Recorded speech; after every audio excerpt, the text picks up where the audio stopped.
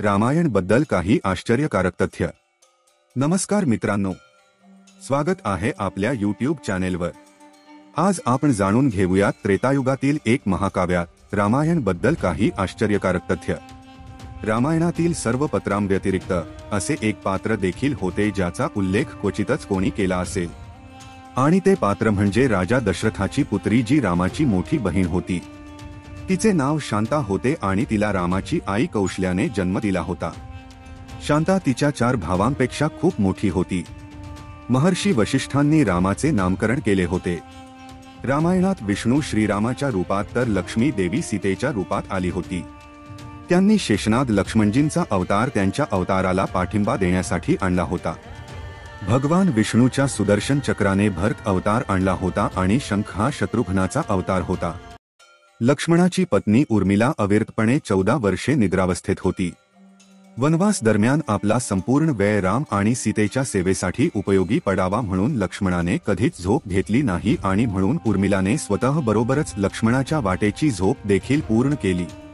14 वर्षाचा संपूर्ण वनवास संपवून जेव्हा राम, सीता आणि लक्ष्मण अयोध्येत परतले तेव्हाच उर्मिला झोपेतून जागी झाली।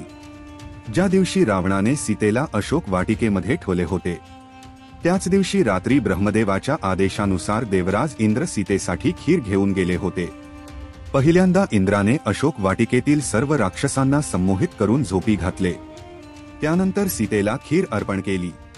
ती खीर खाल्यानंतर सीतेची भूकथान शांत झाली।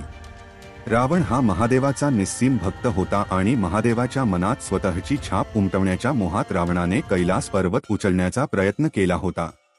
यामुळे घाबरलेल्या पार्वतीने रावणाला श्राप दिला होता की त्याच्या मृत्यूला एक स्त्री कारणीभूत राहील।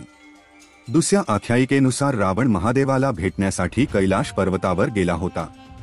त्या ठिकाणी नंदीला पाहून रावणाने नंदीच्या रूपाची खिल्ली उडवली आणि त्यांना वानरासारखे तोंड असलेला असे संबोधले। तेव्हा नंदीने रावणाला शाप दिला की वानरांमुळेच तुझा सर्वनाश होईल। कुंभकर्णाच्या झोपेमध्ये इंद्रदेवाचे हात होते। कुंभकर्णाच्या मनात इंद्रासन प्राप्त करण्याची इच्छा होती आणि त्यासाठी त्याने ब्रह्मदेवाची तपस्या केली। या तपस्येवर खुश होऊन ब्रह्मदेवाने त्याला वर मागण्यास सांगितला। इंद्राला आपले राज्य जाण्याची भीती वाटत होती म्हणून इंद्रदेवाने सरस्वतीला विनंती केली की कुंभकर्ण वरदान मागेल तेव्हा त्याची वाचा वळली पाहिजे। म्हणून वर मागताना इंद्रासना ऐवजी कुंभकर्णाच्या तोंडून निद्रासन मागण्यात आले। परिणामी कुंभकर्ण वर्षातील 6 महिने फक्त झोप काढायचा।